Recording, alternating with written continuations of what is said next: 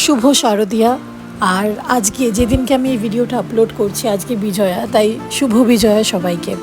Moms care অফিসিয়ালের একটা নতুন ভিডিওতে আপনাদের সবাইকে স্বাগত। আজকে অষ্টমীর ভোগের নিরামিষ পনিরের রেসিপি নিয়ে চলে এসেছি। প্রথমেই একটা কড়াইতে একটু সাদা তেল বা ঘি, যেটা আপনাদের পছন্দ সেরকম গরম করে নিয়ে একটু ভালো ফুল ক্রিমের পনির আমরা ভালো করে ভেজে নিয়েছি। পনিরটা যত ভালো হবে বা যত ফ্রেশ হবে এই রান্নাটা ততটাই ভালো হবে, কারণ এটা পেঁয়াজ আদা রসুন ছাড়া রান্না, তাই জন্য একটু ভালো কোয়ালিটি ইনগ্রিডিয়েন্টস দিলে খুবই দারুণ খেতে লাগবে। যতক্ষণ পনিরটা ভাজা হচ্ছে আমার খুব জানার ইচ্ছে আপনাদের পুজো কেমন কাটলো।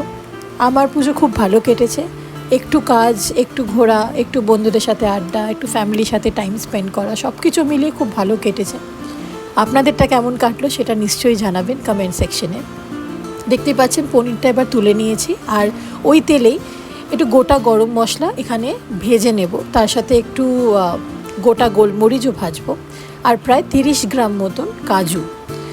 এটাই হচ্ছে একটা আমাদের এই রেসিপিটার বেস।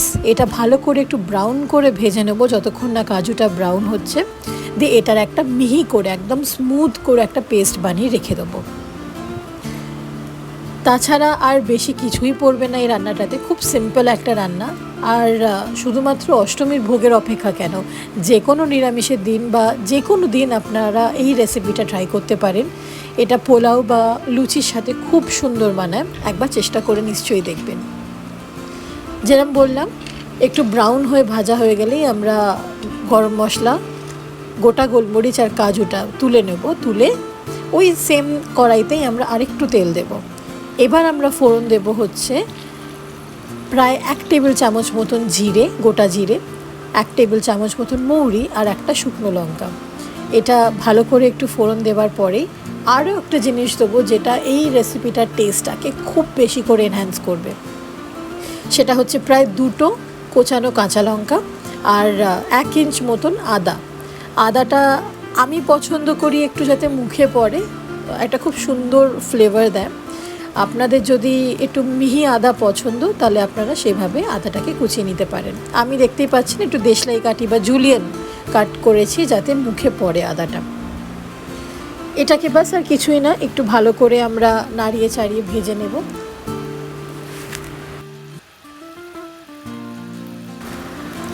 যতক্ষণ এটা হচ্ছে, আর একটা কথা বলুন তো, পুজোয় আপনাদের এখনও কি সেই মানে পুজোর 5 দিন 5টা জামা বা 5 দিন সকালে 5টা রাত্রিরে 5টা এরকম টাইপের ক্রেজটা এখনও কি আছে আপনাদের বাড়ির কারুর? বিশেষ করুন আমাদের এটা একটা হবি ছিল যে মানে আলাদা আলাদা প্যাকেটে করে জামা কাপড় রেখে দেবো, কোনটা কোন দিন পরবো। কিন্তু এখন আর সেই সব মানে ইচ্ছে থাকলেও উপায় নাই, সেটাই একটা কথা। আর সত্যি বলতে গেলে ইচ্ছেটাও আজকাল আর নেই, কারণ বড্ড একা হয়ে গেছি, তাই আর ভালো লাগে না ওসব। যাই হোক, রেসিপিটা দেখে নিন আর একবার। আমরা দিয়ে দিয়েছি একটু হলুদ গুঁড়ো আর একটু কাশ্মীরি রেড চিলি পাউডার। সেটা ভাজতে ভাজতে আমরা দিয়ে দিয়েছি এখানে 2টো বড় টমেটোর পিউরি। টমেটোটা চেষ্টা করবেন যাতে একটু মিষ্টি দেখে, একটু রাইপ দেখে নেবেন, যাতে বেশি টক না হয়ে যায়।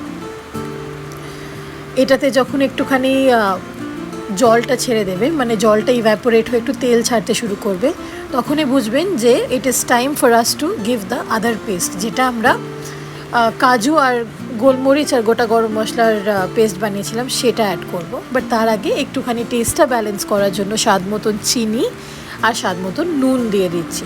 পরে আবার ভুলে যাব, তার থেকে ভালো এখনই দিয়ে দিই যখন মনে পড়েছে। ব্যাস, নুনটা দিয়ে দিলাম। আপনারা আপনাদের স্বাদ মতন নুন চিনিটা দেবেন। যদি চিনি পছন্দ না করেন, চিনির অল্টারনেটিভও ইউজ করতে পারেন। এটাকে একটু ভালো করে নাড়িয়ে চাড়িয়ে নেব। তারপরে দেব হচ্ছে ওই পেস্টটা, যেটার ব্যাপারে আমি এতক্ষণ ধরে বলে যাচ্ছি, কিন্তু আপনারা নিশ্চয়ই ভাবছেন আরে পেস্টটা দে, কখন দিবি। ওই পেস্টটাই আমরা এখন দিয়ে দেবো।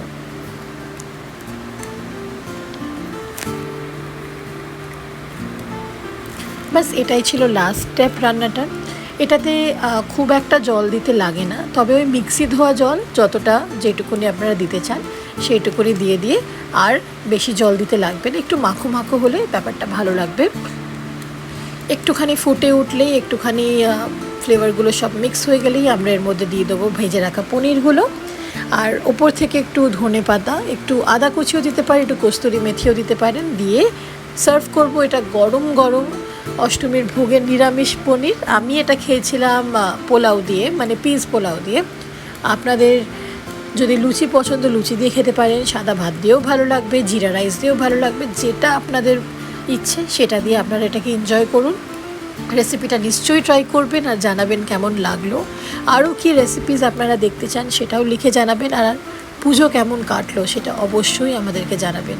আরও একবার শুভ শারদিয়া, খুব ভালো থাকবেন, সুস্থ থাকবেন। এখন তো সবে উৎসবের শুরু, এই দুর্গাপুজো কাটলো, এবার লক্ষ্মী পুজো আসবে, কালী পুজো আসবে, দিওয়ালি আসবে, ছট পুজো আসবে, 12 মাসে 13 পার্বণ। তাই সুস্থ থাকুন, নিজেদেরকে ভালো রাখুন, নিজের পরিবারকে ভালো রাখুন, আর আমাদেরকে সবসময় মনে রাখবেন, আমাদেরকে এরমভাবেই সাপোর্ট করবেন। আর thank you so much for always loving us and giving us all your support. We are nothing without you. আমি বারবারই এক কথাই আপনাদেরকে বলি, we are nothing without you. তাই thank you so much for everything. আজ এই পর্যন্তই থাক, দেখা হচ্ছে খুব তাড়াতাড়ি আর একটা নতুন রেসিপি ভিডিও নিয়ে। Take care.